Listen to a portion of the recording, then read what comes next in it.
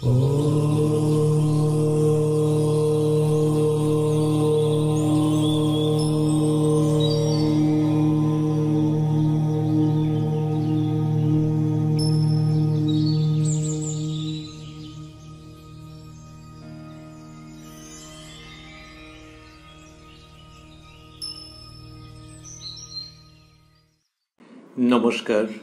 শ্রী শ্রী মায়ের কথা অনুষ্ঠানের ৩৯তম পর্বে আপনাদের স্বাগত।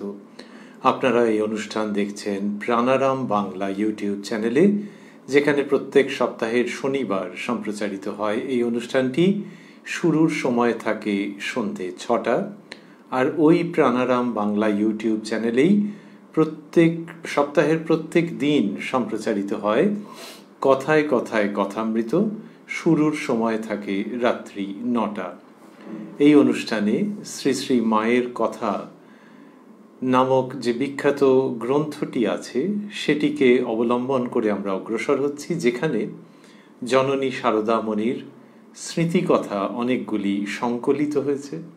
তার মধ্যে প্রথম যে স্মৃতিকথাটি শ্রীমতী সরজুবালার লিখিত, তারই মধ্যে আমরা অবস্থান করছি। আজকে প্রবেশ করব নতুন একটি দিনে। প্রথমে শ্রীরামকৃষ্ণ ও মা শারদাকে যুগপৎ স্মরণ করে। ওং জননীং শারদাং দেবীং রামকৃষ্ণং জগদ্গুরুং পাদপদ্মে তয়ো শ্রিত্বা প্রণমামি মুহুর্মুহু। 11ই আশ্বিন শনিবার, নবম্যাদি কল্পারম্ভ ও দেবীর বোধন 1325। এটি ইংরেজির 28শে সেপ্টেম্বর 1918। এই সময় শ্রী শ্রী মা শারদামণি বাগবাজারে উদ্বোধন বাড়িতে তার নিজস্ব আবাসে অবস্থান করছেন, যেটি বর্তমানে মায়ের বাড়ি নামে বিশেষভাবে প্রসিদ্ধ।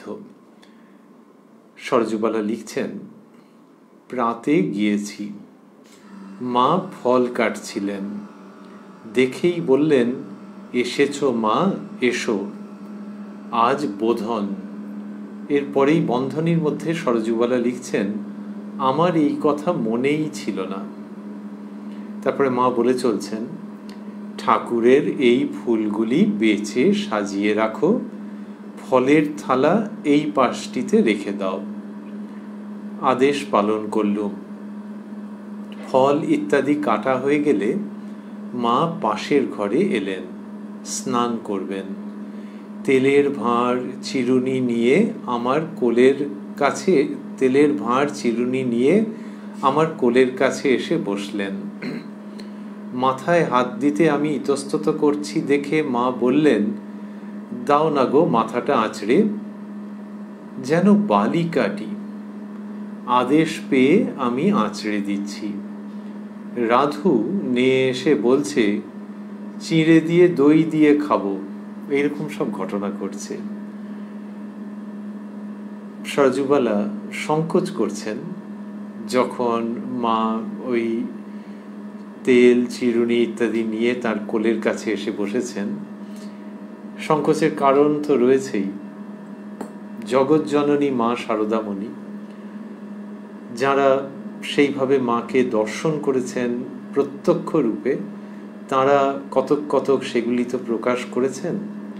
আর সরজুবালার ক্ষেত্রে নিজের দিক থেকেও বিশেষভাবে সেটি হলো যে মায়ের কাছে তিনি দীক্ষাপ্রাপ্ত, মা দীক্ষা গুরু। আমরা এই শ্রী শ্রী মায়ের কথাতে সরজুবালার স্মৃতিকথার মধ্যে আগে একাধিকবার দেখেছি যে দীক্ষাগুরু হলে কি হবে, জগৎজননী হলে কি হবে। তিনি এমন ব্যবহার করেন যেখানে ওই সত্তাটি মনের মধ্যেই যেন আসার স্থান পায় না। তা গুরু ভাব, গুরু সত্তা, হ্যাঁ সে থাক, মনের গভীরে না হয় থাক, কিন্তু মেয়ের কাছে যখন তিনি আসছেন, মেয়ের সঙ্গে কথা বলছেন, মেয়ের সুখ দুঃখের প্রসঙ্গ জিজ্ঞেস করছেন, সেদিকে সবিশেষ নজর রাখছেন, তখন যেন সযত্নে ওই জগৎজননী, গুরু শক্তি, এই সমস্ত ভাবগুলিকে সরিয়ে রাখছেন একদিকে।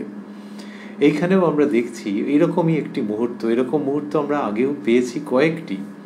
এখানে ওই যখন তিনি শ্রী শ্রী মা বলেছেন যে তেলের ভাঁড় চিরুনি নিয়ে কোলের কাছে এসে বসেছেন, আর সরজুবালা বলছেন মাথায় হাত দিতে আমি ইতস্তত করছি, দেখে মা বললেন দাও না গো মাথাটা আঁচড়ে। এই যে বলছেন যে ভঙ্গিটা, সরজুবালা লিখছেন যে যেন বালিকাটি। তাহলে একজন বয়স্ক মানুষও এরকম বলতে পারেন তো, যে দাও না গো, এইভাবে বলতে পারেন। কিন্তু মায়ের কথার মধ্যে দিয়ে সেই বালিকা মানে বাচ্চা মেয়ের ভাবটা ফুটে উঠছে। শ্রীরামকৃষ্ণের ক্ষেত্রেও কতবার দেখা গেছে ঠিক যেন 5 বছরের বালক। তিনি পরমহংস, তিনি যে ঈশ্বরীয় কথা বলেন সে কি উচ্চ স্তরের, শোনেন কত কৃতবিদ্য ব্যক্তি একেবারে যেন নিস্তব্ধ হয়ে। কিন্তু সেই শ্রীরামকৃষ্ণের ব্যবহারের মধ্যে থেকে মাঝে মাঝেই ফুটে ওঠে যে ঠিক একটা 5 বছরের ছেলের মতো ভাব। সেটা আরোপিত নয়, সেটা কষ্টে রূপায়িত নয়, স্বতঃস্ফূর্ত ওই রকমই। তিনি যখন বলছেন শুধু তাই নয়, তিনি যখন হাঁটছেন তখনও পর্যন্ত, তিনি যখন দাঁড়িয়ে আছেন দেখলে মনে হচ্ছে একটা বাচ্চা ছেলে যেন। ওই অঙ্গভঙ্গি, পাদবিক্ষেপ, তার থেকে তো বোঝা যায় কিন্তু বাচ্চা ছেলের মতো। তার জীবনে এরকম অনেকবার, অজস্রবার দেখা গেছে। আর শ্রী শ্রী মায়ের ক্ষেত্রেও দেখা যাচ্ছে। শ্রী শ্রী মায়ের ক্ষেত্রে বুঝিবা আর একটু বেশি। শ্রীরামকৃষ্ণের মধ্যে থেকে তবু ঈশ্বরীয় ভাব, সাত্ত্বিক ভাবের ঘন ঘন প্রকাশ বিকাশ দেখতে পাওয়া গেছে। আর মায়ের ক্ষেত্রে কচিত কদাচিৎ, কিন্তু তার ওই জননী সত্তা এবং এই বালিকা সত্তা, সন্তানের মতো, সেইটা খুব বেশি করে তার মধ্যে থেকে প্রকাশিত হতে দেখা গেছে। এইখানে সরজুবালা বলছেন যে মাথায় হাত দিতে আমি ইতস্তত করছি, দেখে মা বললেন দাও না গো মাথাটা আঁচড়ে, যেন বালিকাটি। আদেশ পেয়ে আমি আঁচড়ে দিচ্ছি। রাধু নিয়ে এসে বলছে চিঁড়ে দিয়ে দই খাবো। এখন রাধুদি মায়ের ভাইঝি, আমরা আগে অনেকবার তাঁর সাক্ষাৎ পেয়েছি। তা তিনিও তো কম বয়সী, কিন্তু যেরকমভাবে বর্ণনা রয়েছে সেখান থেকে মনে হচ্ছে যেন মা তার থেকেও কম বয়সী, সেই রকম ভাব। ওই যে বললেন যেন বালিকাটি। এবার রাধুদির ব্যাপারটি কি হলো, যে সরজুবালা লিখলেন রাধু নিয়ে এসে বলছে চিঁড়ে দিয়ে দই দিয়ে খাবো। মা সেখানেই একটি বাটিতে চিঁড়ে দই মেখে নিজে একটু মুখে দিয়ে রাধুকে দিলেন। একটু মুখে দিয়ে দিলেন মানে প্রসাদ করে। ওরা ওইভাবে করেই গ্রহণ করতেন, যে মায়ের কাছ থেকে কিছু নেওয়া মানে মা একটু প্রসাদ করে দেবেন। তা একটু নিজে মুখে নিয়েছেন, নিয়ে বাকিটা পাত্র শুদ্ধ তাকে দিয়ে দিয়েছেন। কি সুন্দর সমস্ত ভাব। আর যারা এরকমভাবে প্রসাদ পেয়েছেন তাদের কি ভাগ্য। তারা কি সবাই মাকে জগৎজননী রূপে চিনেছেন? আমরা জানি না, জানবার খুব একটা প্রয়োজনও নেই। হয়তো কখনো চিনতে বিলম্ব হয়েছে, হয়তো তাকে মানুষ ভেবে ব্যবহার করেছেন, হয়তো ব্যবহারের মধ্যে উঁচু নিচু হয়েছে, কিন্তু যাই হোক মায়ের আত্মীয় পরিজন তো।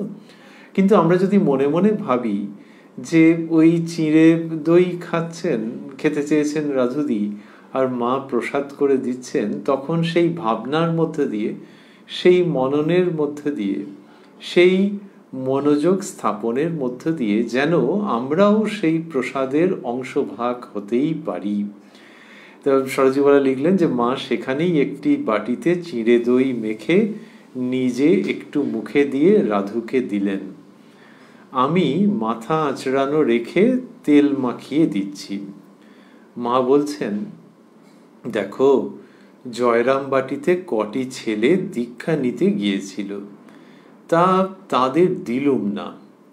তখন তারা কাকুতি মিনতি করে বললে তবে পায়ের একটু ধুলো দিন, মাদুলি করে রাখবো। এমনি তাদের ভক্তি বিশ্বাস। ওই গল্প হচ্ছে মেয়ের সঙ্গে, গল্পের ভঙ্গিতে হচ্ছে যে জানো এরকম এরকম হয়েছে, যে ওই দীক্ষা তাদের দিলুম না। মা বলছেন দিলুম না। ওই গুরু শক্তি খুব প্রবল। তিনি খুব কম জনকেই ফিরিয়েছেন। কখন ফিরিয়েছেন? যখন হয়তো বুঝেছেন যে ঠিক সময় হয়নি। অথবা বুঝেছেন যে এর দীক্ষা অন্য কোথাও পূর্ব নির্দিষ্ট হয়ে আছে, এইসব সূক্ষ্ম জায়গা, কিন্তু তিনি সেগুলো বুঝতে পারতেন। তো ওইটি হচ্ছে গুরু শক্তি। অথচ এখানে তেল চিরুনি সব নিয়ে এসে বাচ্চা মেয়েটির মতো সরযুগলার কাছে বসে আছেন। তা এইরকম সব ঘটনা ঘটছে। এই সময় শ্রী শ্রী মায়ের বয়স 63-র কাছাকাছি। সেই রকম সময়ের প্রসঙ্গ আমরা শুনছি। 63 বছর মতো যার বয়স, তিনি একেবারে বাচ্চা মেয়ের মতো এরকম করছেন। আবার এখানে বললেন যে ওই দীক্ষা নিতে যে ছেলেগুলি গিয়েছিলেন, তো মা বলছেন যে তাদের দিলুম না, ওই গুরু শক্তি ওইখানে রয়েছে, কিন্তু তার স্নেহ দৃষ্টি সকলের ওপরে, কৃপা দৃষ্টি সকলের ওপরে, কিন্তু ওই মুহূর্তে তাদের দীক্ষা দিলেন না। তখন তারা কাকুতি করে বললে, তবে পায়ের একটু ধুলো দিন, মাদুলি করে রাখবো। এমনি তাদের ভক্তি বিশ্বাস। বলছেন শ্রী শ্রী মা মেয়ের কাছে, একবারে মা মেয়েতে গল্প করার মতো করে বলছেন। মাথা আঁচড়াতে মায়ের অনেকগুলি চুল উঠেছিল, সরযুবালা বলছেন। মা বললেন, এই নাও গো, রাখো। বস্তুতই আমি ধন্য হয়ে গেলুম, আমার নেবার ইচ্ছা ছিল। তো মায়ের মাথার চুল সেগুলি মা, তিনি অন্তর্যামী, বুঝতে পারেন। এই অন্তর্যামী বললে আপনার অনেক সময় দেবী মনে হয়, সেটি তো বটেই, আবার মানবী মা মেয়ের যে সম্পর্ক সেইটিও বটে, যে মা মেয়ের মনের মধ্যে কি আছে বুঝতে পারবেন না। তো এখানে ওই দেবী সত্তা আর জননী সত্তা মিলেমিশে রয়েছে, অপূর্ব জীবন্ত। তা সেখানে মা বলছেন যে চুল যেই উঠেছে, তখন মা বলছেন, এই নাও গো, রাখো। মানে হাতে করে চুলগুলি দিয়েছেন, বোঝাই যাচ্ছে। সরযুবালা বলছেন, বস্তুতই আমি ধন্য হয়ে গেলুম, আমার নেবার ইচ্ছা ছিল। মায়ের সঙ্গে গঙ্গায় নাইতে গেলুম। স্নান করে এসে পূজা শেষ হলেই মা প্রসাদ বিতরণ করতে লাগলেন। তাতে অনেক সময় কেটে গেল। মা এটি খুব সময় নিয়ে নিয়ে ধীরে ধীরে কি মিষ্টিভাবে পুরো কার্যটির সমাপন করতেন। শ্যামাদাস কবিরাজ মশাই রাধুকে দেখতে এলেন। মা রাধুকে ডেকে দিতে বললেন। তার আগে একটু আমরা ভাবছি যে একদম প্রথমের দিকে যেটা শুনেছিলাম সেটাকে একটু স্মরণ করব, তখন করা হয়নি। এই যে বোধনের দিন সরযুবালা গিয়ে উপস্থিত হয়েছেন তো, আর বললেন প্রাতে গিয়েছি, মা ফল কাটছিলেন, দেখেই বললেন, এসেছো মা, এসো, আজ বোধন। সরযুবালা বললেন যে আমার এই কথা মনেই ছিল না। এটা খুব অদ্ভুত, এটা খুব অদ্ভুত। তার কারণ হচ্ছে যে বাঙালি জীবনে পুজো এবং বোধন এগুলো তো সাধারণত মনে থাকে। এক যদি না কেউ খুব কর্মব্যস্ত হন অথবা অন্য কারণে মন খুব সংকুচিত হয়ে থাকে, তাহলে বোধন মনে থাকে। কিন্তু এখানে সরযুবালা বলছেন মনেই ছিল না। এমন হতে পারে যে তার সমগ্র মনটি জুড়ে ছিলেন সেই শ্রী শ্রীমা, যিনি আবার জ্যান্ত দুর্গা। তো তিনি যখন মায়ের কাছে গেলেন, তখন মা বললেন, ঠাকুরের এই ফুলগুলি বেছে সাজিয়ে রাখো, ফলের থালা এই পাশটিতে রেখে দাও। এই তারপরেই ওই স্নান করার প্রসঙ্গটি ছিল। আমরা এই জায়গাটিতে আরেকটুখানি স্মরণ করা তখন হয়নি আমাদের, সেটি এই ফাঁকে আমরা ওইখানটিতে আবার ঘুরে এলাম। এসে ভাবছি যে যেখানে ছিলাম সেইখানটিতে, যে শ্যামাদাস কবিরাজ মশাই রাধুকে দেখতে এলেন। মা রাধুকে ডেকে দিতে বললেন। আমি ডাকতে গেলুম। একটু পরেই রাসবিহারী মহারাজ গিয়ে কবিরাজ মশাইকে ডেকে নিয়ে এলেন। তাহলে কবিরাজ মশাই ছিলেন নাকি আগে? না, তিনি তার মতো এসেছেন, কিন্তু এটা তো অন্তঃপুরের ঘটনা। ওই যে লিখছেন যে শ্যামাদাস কবিরাজ মশাই রাধুকে দেখতে এলেন, তার মানে তিনি দেখতে এসেছেন, উপস্থিত হয়েছেন, হয়তো নিচের তলায়। এবারে মা রাধুদিকে ডেকে দিতে বললেন, সরযুবালা দিদি ডেকে নিয়ে এলেন। তারপরে এটি হচ্ছে যে একটু পরে রাসবিহারী মহারাজ গিয়ে কবিরাজ মশাইকে ডেকে নিয়ে এলেন। রাসবিহারী মহারাজ মানে স্বামী অরূপানন্দজি মহারাজ, যিনি এই গ্রন্থের সংকলক, এই শ্রী শ্রী মায়ের কথা গ্রন্থের সংকলক তথা সম্পাদক। দেখবার পর মা প্রণাম করতে রাধুকে বললেন। এই যে মায়ের পরে সরযুবালা বন্ধনীর মধ্যে দিয়েছেন কবিরাজ মশাইকে, এটি সরজুবালা নিজে দিয়ে থাকতে পারেন, অথবা সম্পাদক মহারাজ দিয়ে থাকতে পারেন। প্রসঙ্গটি হচ্ছে, যদি একটা না আমরা শুনি, দেখবার পর মা কবিরাজ মশাইকে প্রণাম করতে রাধুকে বললেন বলে একটা বিস্ময় চিহ্ন আছে, যে যাকে প্রণাম করতে বলছেন তিনি কি ব্রাহ্মণ নাকি, ওই জন্য বিস্ময় চিহ্ন। রাধু নত হয়ে প্রণাম করল। তিনি চলে যেতে কেউ কেউ বললে, উনি কি ব্রাহ্মণ? মা, না, বৈদ্য। তবে যে প্রণাম করতে বললেন? মা, তা করবে না, কত বড় বিজ্ঞ, ওরা ব্রাহ্মণ তুল্য, ওকে প্রণাম করবে না তো কাকে করবে, কি বলো মা? সরজুবালাকে আবার এরকম ভাবে বলছেন, সরজুবালা দিদিকে। মা বললেন যে তা করবে না, কত বড় বিজ্ঞ। তাহলে যে মানুষ কিছু অর্জন করেছেন, যার মান আছে, যার মধ্যে মানবীয় গুণ আছে, যার মধ্যে দিব্য স্বভাব আছে, তিনি প্রণম্য। তিনি ব্রাহ্মণ না হয় নাই হলেন। এটি বলছেন কে? বলছেন যার জন্ম মুখোপাধ্যায় পরিবারে আর বিবাহ চট্টোপাধ্যায় পরিবারে, যার স্বামী দেবতা পরমহংস রূপে পূজিত, যিনি নিজের সমগ্র সত্তায় সেই গ্রাম বাংলার পুরনো ঐতিহ্য, সামাজিক সংস্কার সবকিছু ধারণ করে রেখেছেন, এই সমাজের মধ্যেই বাস করছেন, রক্ষণশীল সমাজ সেই সময়কার, সেই তিনি বলছেন যে ওরা ব্রাহ্মণ তুল্য। এটার মধ্যে কি অদ্ভুত সম্ভাবনা রয়েছে, অদ্ভুত সত্যের উচ্চারণ রয়েছে, অদ্ভুত ভাবে ভবিষ্যতের সানন্দ, ভবিষ্যতের প্রতি অঙ্গুলি নির্দেশ আছে। ওই যে ব্রাহ্মণ, ক্ষত্রিয়, বৈশ্য, শূদ্র, এই যে বিভাগগুলো করা হয়েছে, এগুলো তো গুণের উপরে নির্ভর করে, কিন্তু পরবর্তীকালে সব কেমন যেন হয়ে গেছে। এই বিবাহ হয়েছে, তারপরে গুণের দিক থেকেও সেইভাবে রক্ষিত হয়নি। যে ব্রাহ্মণ যিনি, তিনি অন্য কাজে লিপ্ত হয়েছেন আর্থিক অসুবিধার জন্য, সেগুলো ব্রাহ্মণেরা করতেন না। ক্ষত্রিয়, বৈশ্য, অন্য কারো সেটা ব্রাহ্মণেরা করেছেন, এখনো তাই। ক্ষত্রিয় কুলে যার জন্ম, তাঁর হয়তো ব্রাহ্মণের মতো স্বভাব। আচ্ছা, এরকম হতে পারে নাকি? অবশ্যই পারে, আমাদের সমাজে তাই ছিল তো। এবং তখন তাকে ব্রাহ্মণ পদবিতে উন্নীত করে নেওয়া হতো। উন্নীত করে নেওয়া হতো মানে, তার মানে ব্রাহ্মণের সুপ্রিমেসির কথা বলা হচ্ছে নাকি? সমাজ তো সেইভাবে গঠিত ছিল না আগে। সেখানে হচ্ছে যে এই মানুষগুলো এই রকম, কিরকম? এই মানুষগুলো শুদ্ধ চরিত্র। তার মানে কি একদম আপাদমস্তক শুদ্ধ আর বাকিরা অশুদ্ধ? তা নয়, কিন্তু এদের মধ্যে শুদ্ধতার উপস্থিতি, শুদ্ধতার সাধন অনেক বেশি দেখতে পাওয়া যায়। এরা অর্থলোভী নন, এদের মধ্যে গাঢ় রূপে আসক্তি নেই।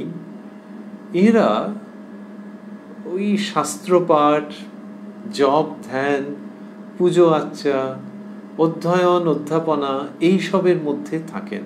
তাহলে তাদের চলে কি করে? এইবার চলে কি করে মানে ওইখান থেকে উপার্জন। কেউ অধ্যাপনা করে উপার্জন করছেন, কেউ যজন যাজন করে পুজো আচ্চা করে উপার্জন করছেন। তাহলে উপার্জন হয়? হ্যাঁ হয়, তার কারণ সমাজের অন্য অংশ তাদেরকে সেই অর্থ প্রদান করেন, যেহেতু এদের তো সমাজের মধ্যে বিরাট স্থান। এদের জীবন ত্যাগের ওপরে প্রতিষ্ঠিত। এরা পায়ের ওপর পা তুলে বিলাস ব্যসনে লিপ্ত হয়ে থাকেন না। এরা এই রকমই, সেই জন্য সমাজ ওদেরকে শুধু শ্রদ্ধা করে তাই নয়, ওদেরকে দেখে শিক্ষা লাভ করে। এবং সেই জন্যেই পুজো যখন হচ্ছে, তখন দেবতার উদ্দেশ্যে যা দেওয়া হচ্ছে, পুরোহিতের উদ্দেশ্যে যা দেওয়া হচ্ছে, এইগুলো তো রয়েছে। তাহলে দেবতার সেবা হবে, তার ভোগ, তার আরতি, তার পূজা, তার জন্য পয়সা লাগবে না? তো সমাজের মানুষজন দিচ্ছেন। আবার যিনি পূজারী তাকেও দিচ্ছেন, কারণ তার আর অন্য উপার্জনের উৎস নেই। তাহলে যদি এই তো অনেকের আছে, তো সে তো ধীরে ধীরে সেরকম হয়েছে, কিন্তু তার আগে হচ্ছে যে যারা ওই কাজের মধ্যে আছেন তাদের ওইটাই উপার্জন, সুতরাং তাকে আবার ভরিয়ে দিতে হবে তা নয়, কিন্তু চলো সমাজের অন্য অংশগুলি তারা ভাবছেন যে এইভাবে এর যাতে ভরণ পোষণের অসুবিধা না হয় সেটা আমরা দেখব। যিনি ক্ষত্রিয় তার একটা ভূমিকা রয়েছে দেশ চালানোর জন্য, রাজ্য চালানোর জন্য, সেই ধরনের মানুষগুলি তারা সেটাতে লিপ্ত আছেন, বৈশ্য শূদ্র। এবারে যেটি আমরা বলছিলাম যে অন্য কোনো ভাগের থেকে, যে ক্ষত্রিয় এর মধ্যে থেকে কোনো মানুষের মধ্যে যদি দেখা যায় যে খুব তার ওই রকম প্রবণতা যে আর বেশি ভোগের দিকে, রজগুণের দিকে মন নেই, আর মানে আগের জন্মে হয়তো ছিল, কিন্তু ক্ষত্রিয় বংশে জন্ম হলেও তার ওই দিকে মন নেই, বরং তার পুজো আচ্চার দিকে খুব মন আছে, তার শাস্ত্র পাঠের দিকে মন আছে, বেশ কিছু তিনি দেবদেবীর স্তোত্র মুখস্থ বলতে পারেন, এবং কি শ্রুতিমধুর সেগুলি। আর ব্যবহারটির মধ্যেও একটা খুব অপূর্ব আসক্তিশূন্য, পবিত্র, সর্বজন গ্রহণযোগ্য, সর্বজনের কাছে আনন্দপূর্ণ একটা প্রকৃতি রয়েছে ব্যবহারের মধ্যে। ইনি ব্রাহ্মণ পদবাচ্য হয়ে যাচ্ছেন, তার মধ্যে ব্রাহ্মণের স্বভাব। সুতরাং তিনি যদি ওই ধরনের প্রশাসনিক কাজকর্মের মধ্যে যুক্ত না হয়ে এইভাবে জীবনযাপন করতে চান, তাহলে সমাজ তাকে সেই স্বীকৃতি দেবে। সমাজ বলবে যে হ্যাঁ, এই ছেলেটি ব্রাহ্মণের মতনই এর স্বভাব, তাহলে যা করতে চাইছে তাই করুক, আমরা আছি, আমরা সাপোর্ট দেবো। উল্টো দিকটাও হতে পারে যে ব্রাহ্মণের কেউ, কিন্তু তার মধ্যে বিচ্যুতি দেখা যাচ্ছে, এ তো মানুষের ধর্ম, তো বিচ্যুতি দেখা গেলে তখন সেই ব্রাহ্মণত্বের যে সম্মান সেটি সে পাবে না। সুতরাং পদবি দিয়েই শেষ কথা এরকম নয়, এটি ছিল সমাজের স্ট্রাকচার। এখনো ভাবতে গেলে দেখা যাবে সমাজের মধ্যে ওটা আছে, কিন্তু অন্য রকম ভাবে আছে। অনেক সময় হয়, সেটা একটু দুর্ভাগ্যজনক, যে কে কত রোজগার করছেন। একটা অঞ্চলে অনেকে মিলে রয়েছেন, এইবারে কার সম্মান বেশি না যার যত রোজগার বেশি। রোজগার বেশি জানা যাবে কি করে? গায়ে লেখা আছে না তা নয়, কিন্তু ওই যে কটা বাড়ি, কটা গাড়ি, আর সব নানান রকম, এই দেখে আর কেউ একটু খবরও এনেছে যে ওর বাবা এইরকম, যে অফিসে চাকরি করে, যে ব্যবসা করে ইত্যাদি, তার থেকে এইরকম উপার্জন। সেই তাকে অন্যেরা সমীহ করে কথা বলে, তিনি উঁচু নিচু কথা বললেও চুপ করে থাকে যে বাবা বড় লোক, ঘাঁটাবো না, এর সঙ্গে কত রকমের যোগাযোগ, তাহলে কত রকম লোকের যোগাযোগ, তাহলে এরা একটা শ্রেণী।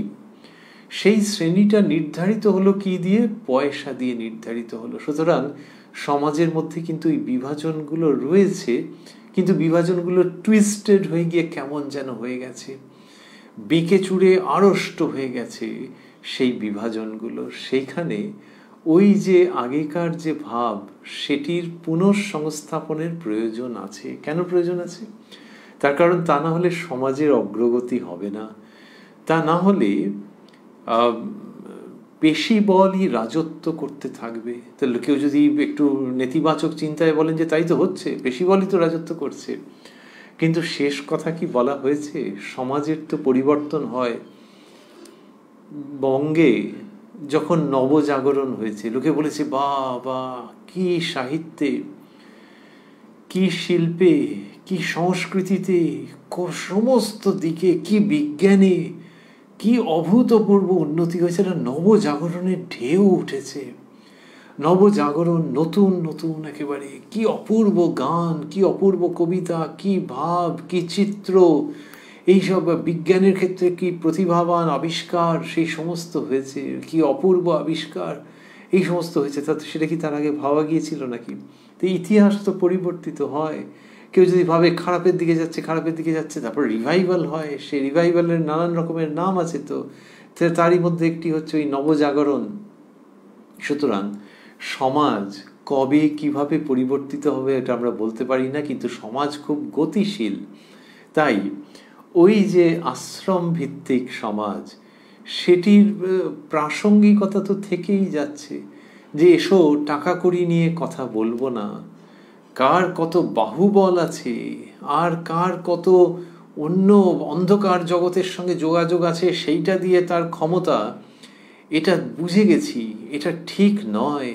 এটা যখন বহু সংখ্যক মানুষের মধ্যে এই চিন্তা জাগ্রত হবে, তখন সমাজ কি না পরিবর্তিত হয়ে পারবে?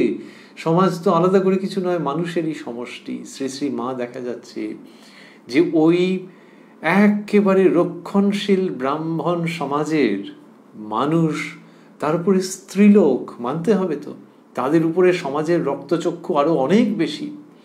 পুরুষের তবু দোষ মাফ হতে পারে, স্ত্রীলোকের সেইখানে তিনি দাঁড়িয়ে থেকে এটি করছেন, যে তার ভাইজিকে বলছেন যে তাকে প্রণাম করতে, এবং রাধু নত হয়ে প্রণাম করলো, এটি যে বলছেন, তাই এটি মা করাচ্ছেন সামনে দাঁড়িয়ে থেকে। এবং সঙ্গে সঙ্গে প্রশ্ন উঠেছে যে উনি কি ব্রাহ্মণ? মা না, বৈদ্য। তবে যে প্রণাম করতে বললেন, তা করবে না? কত বড় বিজ্ঞ, ওরা ব্রাহ্মণ তুল্য, ওকে প্রণাম করবে না তো কাকে করবে? কি বলো মা? এইটা শ্রী শ্রী মায়ের ভঙ্গি, যে ওরকমভাবে বললেন বলেই বলছেন কি বলো মা, তার মানে যে আমি শেখাচ্ছি এরকম নয়, একে নিয়ে বলছেন যে মা তোমার কি মনে হয় বলো না। এইটা যে একজন অথরিটি নিয়ে একটা কিছু ইম্পোজ করছেন, সেই ভঙ্গিটা নয়। তো সেটা তো এই পুরো প্রসঙ্গটার মধ্যে একটা মধুর দিক। ঘটনা হচ্ছে, যেটি স্মরণ করছিলাম আমরা বিশেষভাবে এই মধুর দিকটির সঙ্গে সঙ্গে, সেটি হচ্ছে যে সমাজ পরিবর্তনের উপকরণ থাকছে। আমরা যারা এই অনুষ্ঠানের মধ্যে রয়েছি তাদেরই অনেকেরই হয়তো মনে পড়বে যে ছোট বয়সে, এখন তো প্রণামের ব্যাপারগুলো প্রায় উঠেই গেছে, প্রণাম লোকে করতে চায় না, ভাবে নিচু হতে হবে ইত্যাদি।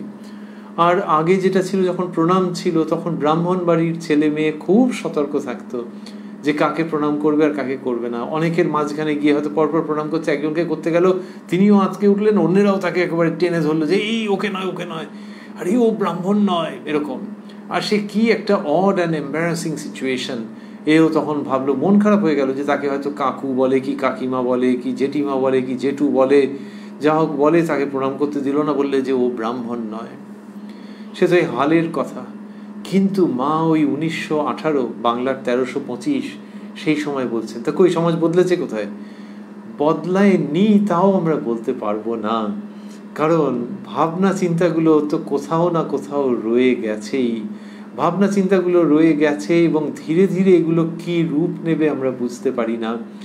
মায়ের কথা কতজনের প্রাণের প্রিয়, কত আলোচিত হতে থাকে, মানুষজন মনন করতে থাকেন। সুতরাং এইগুলি ধীরে ধীরে ধীরে ধীরে কি রূপ নেবে, কি স্বরূপ গ্রহণ করবে আমরা তো জানি না, কিন্তু ওই সমাজ বদলায়। তো মা বললেন, কত বড় বিজ্ঞ, ওরা ব্রাহ্মণ তুল্য, ওকে প্রণাম করবে না তো কাকে করবে? কি বলো মা? তাহলে এই যে কবিরাজ মশাই এসেছেন, লেখাপড়া জানেন, তার চরিত্র স্বভাব চমৎকার, তিনি শ্রদ্ধেয়, এতটা পর্যন্ত বলা যাচ্ছে।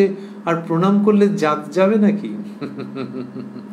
তা এইটি আছে, এই জাতপাত নিয়ে তো আছে, তো গানও লেখা হয়েছে যে ব্রাহ্মণ চেনা যাচ্ছে পইতে দেখে, তাহলে বামনি চিনি কি প্রকারে। তো সেটা যে বলা হচ্ছে, তার মানে কিন্তু এই নয়, আমরা এরকম ভাবছি না যে ওই সমস্ত বৃথা ছিল। তবে হ্যাঁ, মেয়েদের উপরে অত্যাচার একটু বেশি, অনেক বেশি হয়েছে, সেইখান থেকে ওই গানের প্রাসঙ্গিকতা থাকছে। আর হচ্ছে যে এই যে ব্রাহ্মণত্বের যে ধারণা, সেই ধারণাকে নতুন করে নিয়ে আসতে হবে। স্বামী বিবেকানন্দ এটিকে খুব করে বলেছেন, উপবীত প্রদান করেছেন, পৈতে প্রদান করেছেন উপযুক্ত ত্যাগব্রতী ছেলেদেরকে, যে তোরা এখন ব্রাহ্মণত্বে উপনীত হলি, সেই ধারার তিনি প্রবর্তন করেছেন।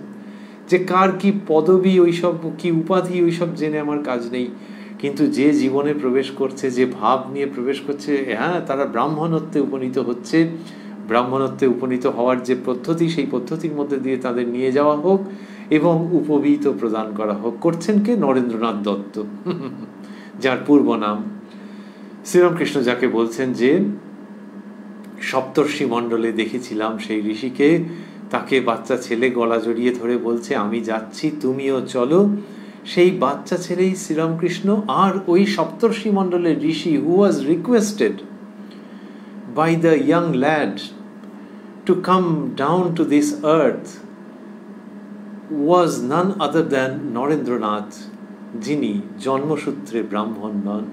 তো এই একটা অপূর্ব যুগ পরিবর্তনের সামনে আমরা দাঁড়িয়ে আছি। তো আর শ্রীরামকৃষ্ণের জীবনের ছোট বয়সে যদি যাই, ধনী কামারনির কাছে দীক্ষা নেবেন বলে সে কি জেদাজেদি, পৈতে যখন হচ্ছে, উপনয়ন সংস্কার যখন হচ্ছে, এবং বাড়ির লোককে রাজি হতে হলো, নামেই প্রকাশ যে কোন শ্রেণী, ধনী কামারনি। তো ঠাকুর গদাই বললে যে তার কাছ থেকেই দীক্ষা নেবে, নিয়ে একবারে ঝুলোঝুলি, এবং বাড়ির লোক সেটি খণ্ডন করতে পারলেন না। তো এই সমাজ পরিবর্তন, বিপ্লব, কিন্তু তার মধ্যে খুব জোর একটা অভিঘাত নেই, ঝাঁকুনি নেই, বিপর্যস্ত করছেন না কাউকে, কিন্তু ধীরে ধীরে ধীরে ধীরে এটা নিয়ে আসছেন যে কে শ্রদ্ধেয়, এবং শ্রদ্ধেয় যিনি, তাকে পায়ে হাত দিয়ে প্রণাম করা যাবে না কেন?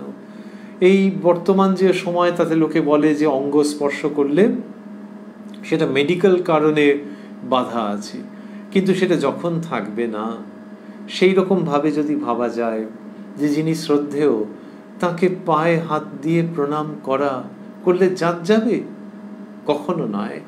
সেইটি ওই ধনী কামারনি থেকে আরম্ভ করে আজকে এই শ্যামাদাস কবিরাজ মহাশয়ের জীবনের মধ্য দিয়ে ঠাকুর, মা এবং অবশ্যই স্বামীজি এই ক্ষেত্রে কি করেছেন তা দিয়ে নতুন সমাজের রূপরেখা যেন নির্মিত হচ্ছে, একটা আউটলাইন যেন তৈরি হচ্ছে, ডিটেলগুলো ধীরে ধীরে নির্মিত হয়ে যাবে এই সম্ভাবনাকে বক্ষে ধারণ করে।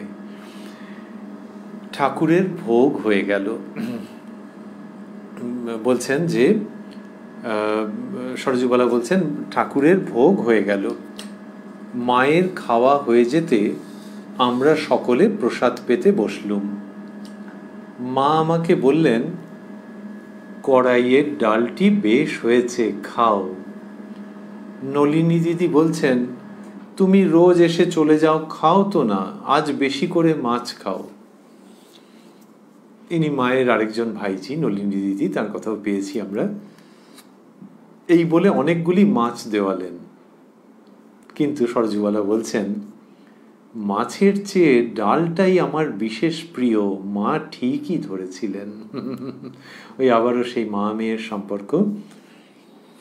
তো বলছেন যে মা কি বলেছিলেন? মা বলেছিলেন, কড়াইয়ের ডালটি বেশ হয়েছে, খাও। তিনি সব জানেন যে মেয়ে কোনটা পছন্দ করে, আর যেটা বেশি দামি সেইটা নলিনী দিদি দিয়েছেন, যে তুমি রোজ এসে চলে যাও, খাও তো না, আজ বেশি করে মাছ খাও। এই বলে অনেকগুলি মাছ দেওয়ালেন। তো সরজুবালা নিয়েছেন আর কি, মায়ের ভাইজি তো, বয়স কম, দিয়েছে, কিন্তু এটি বলছেন যে মাছের চেয়ে ডালটাই আমার বিশেষ প্রিয়, মা ঠিকই ধরেছিলেন।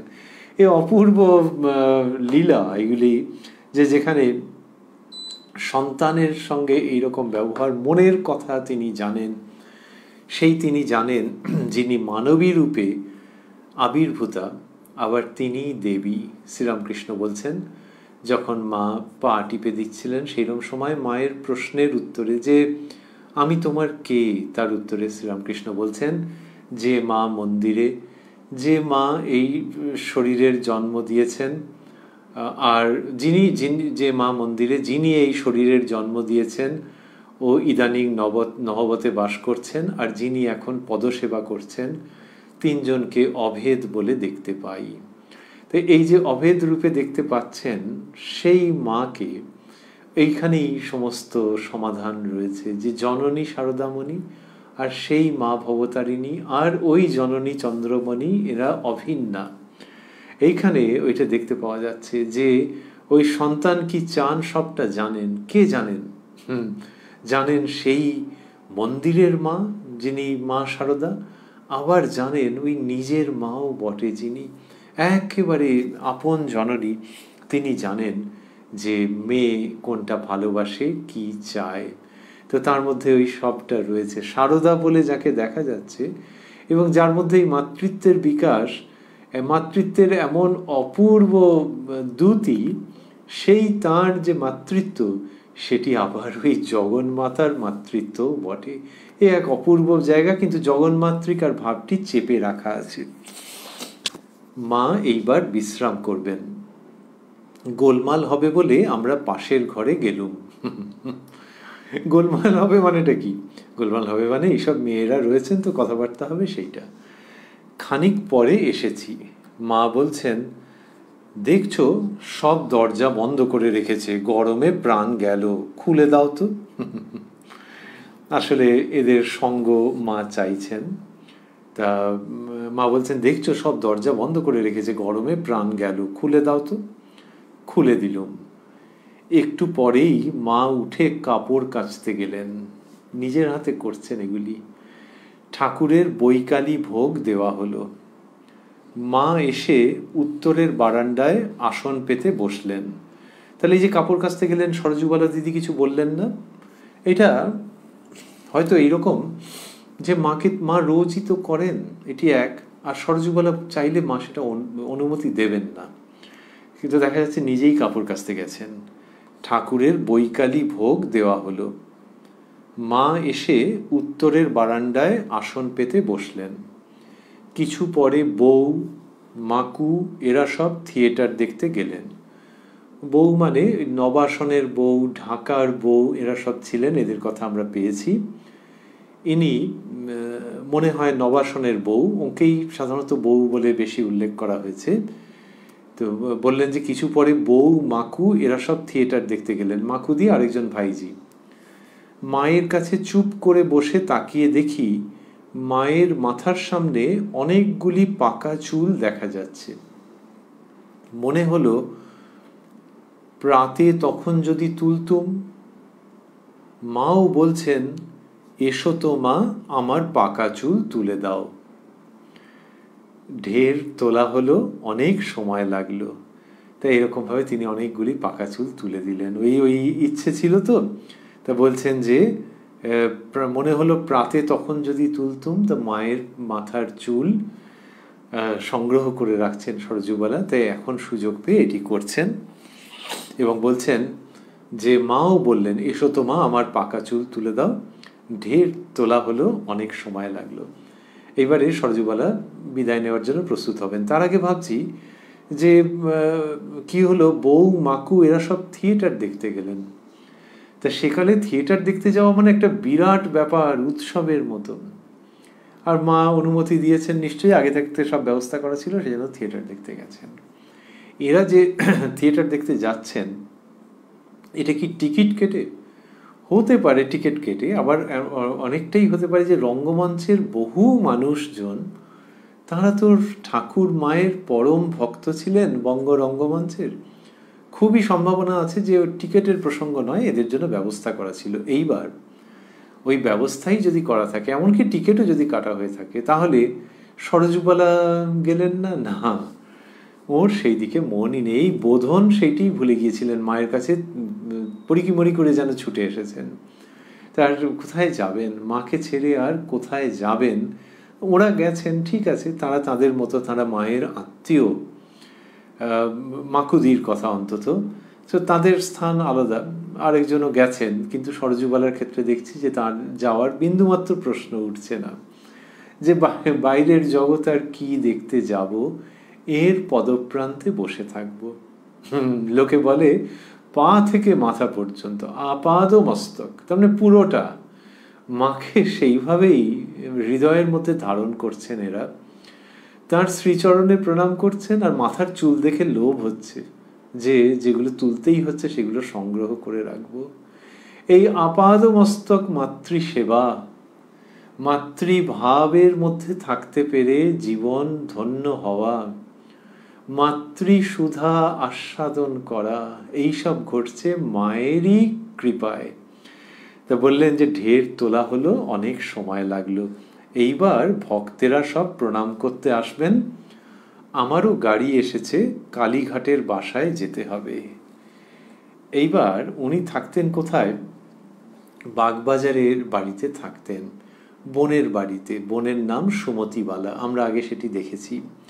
কিন্তু এখন এই পুজোর সময় কালীঘাটে নিজের বাড়িতে যেতে হবে, সেইটি লিখছেন যে আমারও গাড়ি এসেছে, কালীঘাটের বাসায় যেতে হবে। এখন থেকে মায়ের কাছে এমন করে রোজ রোজ যখন তখন আসবার সুবিধা হবে না ভেবে কষ্ট হতে লাগলো। প্রণাম করে বিদায় নেবার সময় মা বললেন, মহাষ্টমীর দিন আসতে পারো যদি এসো। কি অপূর্ব প্রসঙ্গ! মা এরকম ভাবে বলছেন যে মহাষ্টমীর দিন আসতে পারো যদি এসো। তো এটি চমৎকার যে সরজুবালা যখন চলে আসবেন তো বলছেন যে গাড়ি এসেছে, কালীঘাটের বাসায় যেতে হবে। একজন গৃহবধূ, তো গৃহবধূ একালেও তাদের অনেক কর্তব্য থাকে, সেকালেও থাকতো। সেকালে একটু বেশি রকমের বাধ্যবাধকতা থাকতো, তো সে এবারে মিনিট সেকেন্ড দেখে যেন বাড়ির লোকজন, সমাজ মেয়েদের ওপরে সব কত রকম চাপিয়ে রাখতো। কোনো মেয়ের ক্ষেত্রে বেশি, কোনো মেয়ের ক্ষেত্রে কম। তো এর ক্ষেত্রে গাড়ি এসেছে মানে এবার যেতে হবে। তো যেতে হবে, তার সংসার কাজেও খুবই মন আছে, বোঝাই যায়, কিন্তু মায়ের কাছ থেকে যাওয়া তো কষ্ট হচ্ছে। আর এই যে এটি বোধনের দিন, এরপর থেকে মায়ের কাছে আসা যাবে না। এখন থেকে মায়ের কাছে এমন করে রোজ রোজ যখন তখন আসবার সুবিধা হবে না ভেবে কষ্ট হতে লাগলো। এই কষ্টটা খুব অদ্ভুত এবং খুব আনন্দের ইঙ্গিতবাহী। বোধনের দিন এসেছেন, মায়ের কাছে কত আনন্দ হয়েছে। এইবার লোকে বলে কি, যে অনেক আগে থাকতেই বলে ঢাকে কাঠি পড়ে গেছে গো। তার মানে কি আনন্দ, কি আনন্দ! যে পুজোর আনন্দ, নতুন জামা সমস্ত পরা হবে, পুজোয় কত আনন্দ হবে, খাওয়া দাওয়া হবে। আর মায়ের কাছে তো বোধনের দিন এসেছেন, তো তা এরপরে আবার আসবেন। আর ওই তো মা বললেন যে মহাষ্টমীর দিন আসতে পারো যদি এসো। সেটা কখন বললেন? ওই মন খারাপ হওয়ার পরে? তাহলে তো মন খুশি হয়ে গেল না? মন খুশি হয়নি, কি করে জানছি আমরা? আগে তো লিখলেন মন খারাপ, তারপর তো মা বললেন মহাষ্টমীর দিন এসো, কিন্তু তারও অনেক পরে তো এগুলো লিখেছেন। সুতরাং মন খারাপের প্রসঙ্গটা যে ছিলই সেটা বুঝতে পারা যাচ্ছে, যে মন খারাপ হয়ে যাচ্ছে যে মার কাছে আসা যাবে না। তাহলে যে মার কাছে আসা যাবে না পুজোর সময়, পুজোর সময় একজন ব্যক্তির কাছে আই উইল মিস হার, ইংলিশেই বলে চললে I will miss the Holi mother. তো একজন মানুষ, তো তার কাছে যেতে পারবে না পুজোর সময়, এইটা কিন্তু এই বেদনা একটা অন্যরকম। আর তিনি তো রয়েছেন কলকাতাতেই, এমন নয় যে শ্বশুরবাড়ি চলে যাচ্ছেন ভিন রাজ্যে, 3টে রাজ্য পেরিয়ে কোথাও চলে যাচ্ছেন, শ্বশুরবাড়ি চলে যাচ্ছেন, পুজোর সময় মার কাছে থাকা হবে না। সে কেউ কোথায়? কালীঘাট আর বাগবাজার। সেকালে অত সহজ ছিল না, কিন্তু তাহলেও তো মহাষ্টমীর দিন তো আসবেন, কিন্তু তাও মনের মধ্যে দুঃখ হচ্ছে। মনের মধ্যে দুঃখ হচ্ছে যে মাকে ছেড়ে এরকম ভাবে। কারোর যদি সত্যি সত্যি বাপের বাড়ি কালীঘাটে হয়, শ্বশুর বাড়ি কালীঘাটে যদি হয়, আর বাপের বাড়ি বা ঠিক বলতে গেলে মায়ের বাড়ি বাগবাজারে হয়, তাহলে মন খারাপ হবে? কিছুই মন খারাপ হবে না মনে হয়, যে মায়ের সব ব্যবস্থা করে দিয়ে ব্যাস এবার শ্বশুর বাড়িতে সেখানে গিয়ে দায়িত্ব পালন করা, হয়তো এই অষ্টমী তো দেখতে দেখতে এসে যাবে। কিন্তু মন খারাপ হচ্ছে, এমন করে রোজ রোজ যখন তখন আসবার সুবিধা হবে না ভেবে কষ্ট হতে লাগলো। এইটা যে হচ্ছে, ওই যে মাথার চুল উঠে যাচ্ছে, এমনি কত রকমের কষ্ট আছে, গায়ে আমবাত বেরোয় মাঝে মাঝে, পায়ে হাঁটা চলার কষ্ট আছে। সেই মা, তিনি মাধুর্যে ভরা, আর হচ্ছে তার মধ্যে একটা শক্তি আছে, সেই শক্তিকেই অভূতপূর্ব ভাষায় ব্যক্ত করেছেন এইভাবে, যেটি আমরা আগে শুনলাম একটু আগে, জ্যান্ত দুর্গা। স্বামী বিবেকানন্দ বলছেন তো জ্যান্ত দুর্গা। কোনো রমণী সম্পর্কে এই রকম উক্তি আমরা কোথাও পাই না, সচরাচর পাওয়াই যায় না একরকম, যে একজন দেবীর নাম করে যে জ্যান্ত দেবী, আর জাগ্রতা দুর্গা, জীবন্ত দুর্গা, এইসব কেন স্বামীজি বলেননি? বলতেই পারতেন। বস্তুতপক্ষে দুর্গার সঙ্গে ওই শব্দগুলো ঠিক খাপ খেয়ে যায়। জীবন্ত দুর্গা, প্রাণবন্ত দুর্গা, জাগ্রত দুর্গা, জাগ্রতা দুর্গা। কিন্তু বললেন জ্যান্ত দুর্গা। এটা হচ্ছে যে হৃদয়ের কাছে কড়া নাড়া, যে একদম একালের শব্দ ব্যবহার করছি। জ্যান্ত শব্দটা জানো না? ওরে বাবা! তো এই শব্দটা আমাদের কাছে আরও বেশি জল জ্যান্ত। সেই শব্দটাকে স্বামীজি বলছেন যে জ্যান্ত দুর্গার পূজা দেখাবো। তার মানে হচ্ছে যে দুর্গাকে মূর্তিতে যদি ভেবে থাকো, সেই ভাবনাকে খুব জোর ঝাঁকুনি দিচ্ছি যে হ্যাঁ, দুর্গাকে, মা দুর্গাকে মূর্তিতে ভেবে প্রণাম করো, অহরহ প্রণাম করো, কোনো অসুবিধে নেই, কিন্তু সেই সঙ্গে এটি যেন যে জ্যান্ত দুর্গা বলে হয়, এবং তিনি নারী শরীর ধারণ করে ওই শারদামণি রূপে অবগুণ্ঠিতা হয়ে অবস্থান করছেন। তার পূজা দেখাবো, তবে আমার নাম। ওই যে মায়ের মধ্যে জ্যান্ত দুর্গাকে দেখতে পাচ্ছেন স্বামী বিবেকানন্দ, সেটি আমরা স্মরণ করছি যে ওই দুর্গার সত্তাকে পুরোপুরি মায়ের মধ্যে দেখছেন বলে এটা বলছেন তিনি। স্বামী বিবেকানন্দ কোনো কথা বলবার ব্যাপারে খুব সচেতন, সচরাচর সামনাসামনি ওরকমভাবে বলেন না, কিন্তু ওই রকম শ্রীরামকৃষ্ণ সম্পর্কে বলেছেন সে আর আমরা কি করে বলবো, অন্তরঙ্গ মহলে যা বলেছেন। তবে ঠাকুরের সামনে ওরকমভাবে কিছু বলছেন না, স্তবের মধ্যে আছে। ধে ধে লঙ্গ রঙ্গ ভঙ্গ বাজে অঙ্গ সঙ্গ মৃদঙ্গ, তারপরে ওইখানে হর হর এইসব আছে। তাহলে সেখানে মহাদেবের সঙ্গে অভেদত্ব ঘোষিত হচ্ছে বাণীতে বাণীতে, সুরে সুরে।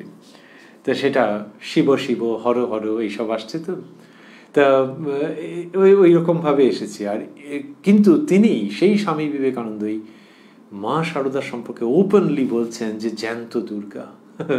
সে ঠাকুরের সম্পর্কে একটু রেখে ঢেকে বলতেন, ঠাকুরের সঙ্গে কত রকমের সব করতেন, যে হ্যাঁ আপনি এরকম বলছেন কিন্তু অমুক এইসব করতেন। ঠাকুরও বলতেন যে নরেন এইসব কি বলছে। আর মায়ের কাছে অন্যরকম, মায়ের কাছে গুটিসুটি মেরে, কিন্তু গুটিসুটি মেরে থাকাটা বোঝা যায় তবু, কিন্তু এই যে কথাগুলি বলছেন এ তো অভূতপূর্ব। শ্রীরামকৃষ্ণের মধ্যে কত দৈবী সত্তার বিকাশ, প্রায় মুহুর্মুহু সমাধিস্থ হয়ে যাচ্ছেন। আর মা তো এইরকম, সেই তাঁর সম্পর্কে যখন বলছেন, যদি তাকে দুর্গা বলেন তাহলেই চমকে উঠতে হয়। আর এখানে বলছেন জ্যান্ত দুর্গা, তার মানে make no mistake, I know it for certain, আর you will also come to know in due time. মা ঠাকুরুন কি বস্তু তোমরা এখনো জানো না, ক্রমে পারবে। তোমরা এখনো কেউই বুঝতে পারোনি, ক্রমে পারবে। এইরকম তো বলছেন স্বামী বিবেকানন্দ। তো ওই যে তার মধ্যে মা দুর্গার সত্তা, সেটি আমাদের মনে পড়ছে। সরযুগবালা কি আর সেই রকম ভাবে অন্তর দিয়ে বোঝবার অধিকারিনী, কিন্তু বুকের ভেতরটা যখন মোচড় দিয়ে উঠছে এই পুজোর আবহের মধ্যে, তখন আমাদের ভাবতে ভালো লাগছে যে এটার কারণ হচ্ছে যে তিনি যার মুখোমুখি, তিনি সেই জ্যান্ত দুর্গা। প্রণাম করে বিদায় নেবার সময় মা বললেন, মহাষ্টমীর দিন যদি আসতে পারো, মহাষ্টমীর দিন আসতে পারো যদি এসো। এইখানটিতে আমরা আজকে সমাপন করব। গ্রন্থের পৃষ্ঠা সংখ্যা আলাদাভাবে আর আমরা উল্লেখ করছি না। শ্রী শ্রী মায়ের কথা গ্রন্থের মধ্যে যেখানে 11ই আশ্বিন 1325, সেইখানেই আমরা ছিলাম, সেই দিনটির মধ্যেই আমরা ছিলাম। মায়ের কৃপায় এই অনুষ্ঠানে আপনারা আমরা আবারও মিলিত হব আগামী শনিবার এই প্রাণারাম বাংলা ইউটিউব চ্যানেলে, যেখানে প্রত্যেক সপ্তাহের শনিবারগুলিতে সম্প্রচারিত হয় এই শ্রী শ্রী মায়ের কথা অনুষ্ঠানটি। শুরুর সময় থাকে সন্ধে 6টা, আর ওই প্রাণারাম বাংলা ইউটিউব চ্যানেলেই সপ্তাহের প্রত্যেক দিন সম্প্রচারিত হয় কথায় কথায় কথামৃত। শুরুর সময় থাকে রাত্রি 9টা। আজকে আমরা দেখলাম যে মায়ের কাছে যখন সরযুবালা দিদি গেছেন, তখন মা বোধন সেই দিনটি যে সেটি বললেন, সরযুবালা দিদি বললেন যে আমার এই কথা মনেই ছিল না। এরকমই সুন্দর জায়গা পেলাম। মা তাকে ঠাকুরের কিছু কিছু কাজ দিলেন। তারপরে একটু বাচ্চা মেয়ের মতো ওই তেলের জায়গা চিরুনি নিয়ে এসে বললেন, দাও না গো মাথাটা আঁচড়ে। সরযুবালা দিদিরও ইচ্ছা ছিল, তিনি আদেশ পেয়ে আঁচড়ে দিলেন। রাধুদিকে চিঁড়ে দই প্রসাদ করে দিলেন। জয়রামবাটির যে ছেলেরা দীক্ষা নিতে গিয়ে অনুমতি না পেয়ে মায়ের পায়ের একটু ধুলো নিয়েছিলেন, অনুমতি চেয়েছিলেন মাদুরলি করে রাখবেন বলে তাদের প্রসঙ্গ এলো। মায়ের মাথার চুল আঁচড়ে দিতে দিতে যে চুলগুলো উঠে যাচ্ছিল, মা বললেন, সরজুবালা দিদির ইচ্ছেই ছিল, আর মা বললেন এই নাও গো রাখো। মায়ের সঙ্গে গঙ্গা স্নান করে এলেন তিনি, মা প্রসাদ বিতরণ করলেন। তারপরে শ্রীযুক্ত শ্যামাদাস কবিরাজ মশাই রাধুদিকে যখন দেখলেন তার চিকিৎসার জন্যে, তারপরে যখন তিনি বিদায় গ্রহণ করছেন তখন তাকে প্রণাম করতে আদেশ করলেন মা। আর কারুর আপত্তি যখন উত্থাপিত হয়েছে তখন মা বললেন যে তা করবে না, কত বড় বিজ্ঞ, ওরা ব্রাহ্মণ তুল্য, ওকে প্রণাম করবে না তো কাকে করবে। ঠাকুরের ভোগ হয়ে যাওয়ার পর যখন প্রসাদ পাচ্ছেন তখন মা কড়াইয়ের ডালটি দিলেন, তো পাতে যে মাছও পড়লো অনেকগুলি, সেইখানে সরজুবালা স্মরণ করলেন যে মা ঠিকই ধরেছিলেন যে ডালটাই আমার বেশি প্রিয়।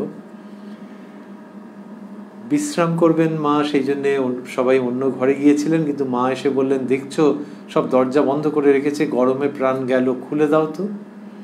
তো তারা খুলে দিলেন। কিছুক্ষণ পরে মা এসে বসলেন এবং সরজু দিদি রয়েছেন। তারপরে মা বললেন যে এসো তো মা, আমার পাকা চুল তুলে দাও, বলতে পাকা চুল তিনি তুলে দিলেন। খুব মনে আনন্দ হলো। তারপরে কি হলো, তারপরে কালীঘাটের বাসায় যেতে হবে বলে সময় হয়ে যেতে সরজু দিদির খুব দুঃখ, এবং বললেন যে মায়ের কাছে এমন করে লিখছেন তিনি, মায়ের কাছে তার এটা মনে হয়েছিল মায়ের কাছে এমন করে রোজ রোজ যখন তখন আসবার সুবিধা হবে না ভেবে কষ্ট হতে লাগলো। প্রণাম করে বিদায় নেবার সময় মা বললেন মহাষ্টমীর দিন আসতে পারো যদি, এসো। এই শেষ করতে করতে আমরা ভাবছি যে ওই যে ঘটনাটি ঘটলো যে মা যখন বিশ্রাম নিচ্ছেন তখন গোলমাল হবে বলে আমরা পাশের ঘরে গেলুম, সরোজিনী দিদি লিখছেন। খানিক পরে এসেছি, মা বলছেন দেখছো সব দরজা বন্ধ করে রেখেছে, গরমে প্রাণ গেল, খুলে দাও তো। তাই এদের তো একটা ধারণা আছে যে মায়ের কোনো অসুবিধা হবে না, তিনি নিশ্চিন্তে ঘুমোতে পারবেন, কিন্তু মা বলছেন যে দরজা খুলে দাও। তার মানে যে এরা কথা টথা বলবে, তা ওরা কি চুপ করে থাকবে না, কথা টথা বলবে, কিন্তু মা বলছেন দরজা খুলে দাও। তাই উনি সরজুবালা লিখছেন যে খুলে দিলুম। এটিকে আমাদের ভাবতে ভালো লাগছে যে আমরাও যাই কোলাহল করি না কেন, যাই আমাদের আচার ব্যবহার হোক না কেন, আমরা মায়ের অবাধ্য হব না, অসঙ্গত ব্যবহার করব না, কিন্তু তাই বলে মায়ের কি উপযুক্ত সন্তান আমরা সকলেই? আমাদের যে গোলযোগ, গোলমাল, দুষ্টমি, এইগুলো কিন্তু মা শুনতে চান। তিনি দরজা বন্ধ করে বিশ্রাম নিতে চান না, ওই জন্যই তো তার অবতরণ। সেটা ভেবে আমাদের ভালো লাগছে যে আমরা মায়ের কথা অক্ষরে অক্ষরে মেনে চলবার জন্য প্রয়াসী হব, এতটাই যাতে সেটি সাধনের উপযুক্ত হয়। আমরা মায়ের উপযুক্ত সন্তান হওয়ার জন্য তাঁরই কৃপায় প্রাণপণ চেষ্টা করব। আর সেই সঙ্গে মনে রাখবো যে আমাদের যদি কিছু বা ত্রুটি বিচ্যুতি হয়, তিনি খুব জাগ্রত রয়েছেন। সেই তিনি যিনি বলছেন ছেলে যদি ধুলো কাদা মাখে, আমাকেই তো ঝেড়ে ঝুড়ে কোলে তুলে নিতে হবে। বলছেন আমি সতেরো মা, অসতেরো মা। তো অসতেরো মা মানে অসৎকে কি আর তিনি অসৎ থাকতে দেবেন? সেই তিনি ওই গোলমাল, দুষ্টুমি, গোলযোগ ওগুলো শুনতে চান, এইটি আমরা ভাবতে চাইছি। এবং ওই যে বললেন যে দেখছো সব দরজা বন্ধ করে রেখেছে, গরমে প্রাণ গেল, খুলে দাও তো। আমরাও যেন দরজা খুলে দিই, মনের মধ্যে সেই দরজাগুলো খুলে দিই যেগুলো বন্ধ করে রাখার জন্যে আমরাও শ্রী শ্রী মাকে দর্শন করতে পারছি না, এবং যেন মায়ের যে অবিশ্রান্ত কৃপা বাড়ি বর্ষিত হচ্ছে তার থেকে কত কত বঞ্চিত হয়ে থাকছি। তাই মায়ের কাছেই প্রার্থনা এবং আমাদেরও বিশেষ প্রয়াস যে দরজা খুলে দেব, মনের সমস্ত বাতায়ন উন্মুক্ত করে দেব, যাতে মায়ের সঙ্গে আমাদের সেই প্রাণবন্ত যোগাযোগের পথে কোনো বাধা না থাকে। এবং মা যে বলছেন যে দেখছো সব দরজা বন্ধ করে রেখেছে, গরমে প্রাণ গেল, তার মানে তার কষ্ট হচ্ছে সন্তানদের দেখতে না পেয়ে, সেইখানেই, এবং বলছেন খুলে দাও তো, আমরাও যেন তার কৃপায় তার কাছে এইটিই আমাদের প্রার্থনা যে মনের সমস্ত দরজা জানলা যেন খুলে দিতে পারি, যেখানকার মধ্য দিয়ে মায়ের দৃষ্টি আমাদের উপরে পতিত হবে, মায়ের অভয় আশীর্বাদ শতধারে আমাদের উপরে বর্ষিত হবে নিরন্তর। ওং জননীং শারদাং দেবীং রামকৃষ্ণং জগদ্গুরুং পাদপদ্মে তয়োশ্রিত্বা প্রণমামি মুহুর্মুহুঃ।